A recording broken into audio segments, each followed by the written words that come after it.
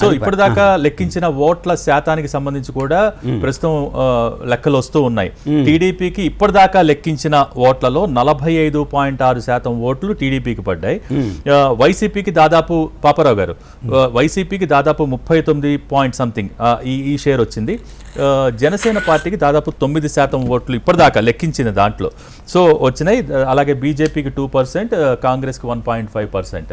So ఈ gap India today మన exit పోల్లో చెప్పినట్టుగా కూడా చాలా గ్యాప్ చాలా ఎక్కువగా చూపించారు.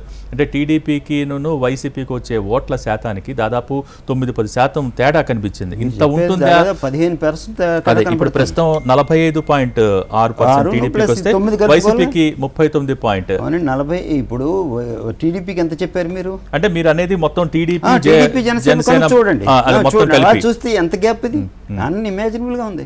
పాపారావు గారు ఈ గ్యాప్ ని మీరు ఏ విధంగా విశ్లేషిస్తారు? అంటే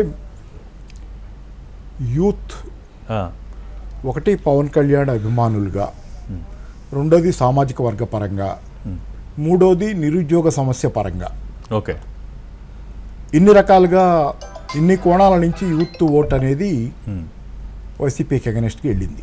ఓకే, అది యూత్ మొబిలైజ్ అవటంలో ఎక్కువ పవన్ కళ్యాణ్ పాత్రే ఉంది. అంటే వైఎస్ఆర్సీపీకి ఎందుకంటే వ్యతిరేక అంటే యువతకి ఉద్యోగాల కల్పన. ఒకటి జనరల్ గా సామాజిక వర్గం అనేది కోస్తాంధ్రలో ఎక్కువ ప్రభావం చూపించే అంశం, ఖచ్చితంగా దానిలో సందేహం లేదు. ఆంధ్రప్రదేశ్లోనే సామాజిక వర్గం తాలూకు ప్రభావం ఉంది. అది ఈరోజు మాసివ్గా ఒకటి. రెండోది చెప్పిన నిరుద్యోగం. మూడోది ఏంటంటే సరే అభివృద్ధి లేదు, ఈ ఉద్యోగాలు, ఈ సమస్యలన్నీ ఇన్ని సినిమా అభిమానులు కూడా యూత్ అభిమానులు ఒక ఏజ్ దాటిన తర్వాత ప్రత్యేకంగా ఫ్యాన్గా ఉండటం అనేది ఉండదు. ఇష్టమైతే ఇష్టం అవుతారు, ఫ్యాన్స్ ఉంటాం. ఇవన్నీ బాగా షిఫ్ట్ అయినాయి. ఓటు అంతా యూత్ ఓటు ఒకటి. మరి నేను అనుకుంటాం మహిళల ఓటు అనే దగ్గర మరి ఏమైంది అనేది ఒకటి ముందు విశ్లేషణ వస్తుంది కాబట్టి చూడాలి. మహిళల ఓటు జనరల్గా చాలా మంది అసెస్ చేసింది ఏంటంటే అది వాళ్ళు అసెస్ చేసుకుంది కూడా వైసీపీ వాళ్ళు మాకే పడుతుంది, ఎందుకంటే మేము సంక్షేమం ఇచ్చాం, అది అమ్మఒడి ఇట్లాంటివి చాలా డైరెక్ట్గా వాళ్ళకి ట్రాన్స్ఫర్ చేశాం కాబట్టి. ముఖ్యంగా నేను మొన్న మింట్ పత్రికలో కూడా చూశాను, జనరల్గా women will be more loyal, తమకి చేసిన వాళ్ళకి ఇట్లా ఏదైనా ఫేవర్ చేసిన వాళ్ళకి లాయల్ అనేది. మరి అదే చెప్పి పసుపు కుంకుమ ఇచ్చినప్పుడు అది లాస్ట్ మినిట్ లో, అది చివరి 2 నెలల్లో ఇస్తే అది నమ్మపోవడం తప్పేం కాదు, జనం తప్పేం కాదు. అది 2 నెలల ముందు ఎలక్షన్ల కోసం కొనుక్కున్నట్టు ఇస్తే ఎందుకు నమ్మాలి జనం? నమ్మరు. అసలు చంద్రబాబు మీద విరక్తిలో ఉన్నారు ప్రజలు. చివరి 2 నెలల్లో ఇచ్చే 10,000 ఇచ్చినా తీసుకోవాలా?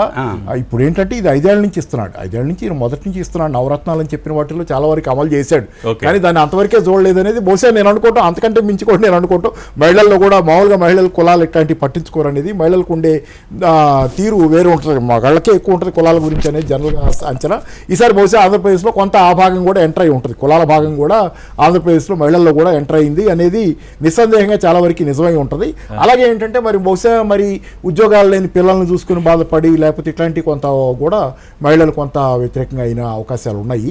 అయితే ఏంటంటే ఆంధ్రప్రదేశ్లో స్కూళ్ళ విషయంలో కానీ వైద్యం విషయంలో కొంతమేరకు కానీ జగన్ చాలా చేశారనేది మాత్రం కూడా నిజం.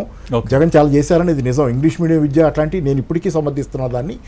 జగన్ చాలా చేశారు, స్కూళ్ళ విషయంలో చేశారు. అట్లాగే కాకపోతే ఏంటంటే వ్యతిరేకత మరి మొత్తం ఆంధ్రప్రదేశ్ రాజకీయాల నుంచి అంచనా వేయాలంటే ఈరోజు భారతదేశంలో యూపీలో బీహార్లో లేని స్థాయిలో కులాలని మనం పరిగణలోకి తీసుకోవాలి. బహుశా యూపీ బీహార్లో కూడా వాళ్ళ వర్గాల ప్రయోజనాల పరంగా మాకేం చేశారనే పరంగా చేస్తున్నారేమో, కానీ ఆంధ్రప్రదేశ్లో ఈరోజు ప్రత్యేకంగా కులాలు విలయతాండవం చేస్తున్నాయి కాబట్టి దాన్ని కూడా పరిగణలో గట్టిగా తీసుకోకుండా మనం ఏ అంచనా వేసినా పొరపాటు అవుతుంది. మహిళల విషయంలో కావచ్చు, ఎవరి విషయంలోనైనా కావచ్చు, ఆంధ్రప్రదేశ్లో కులాల లెక్క లేకుండా ఈరోజు పరిస్థితి లేదు.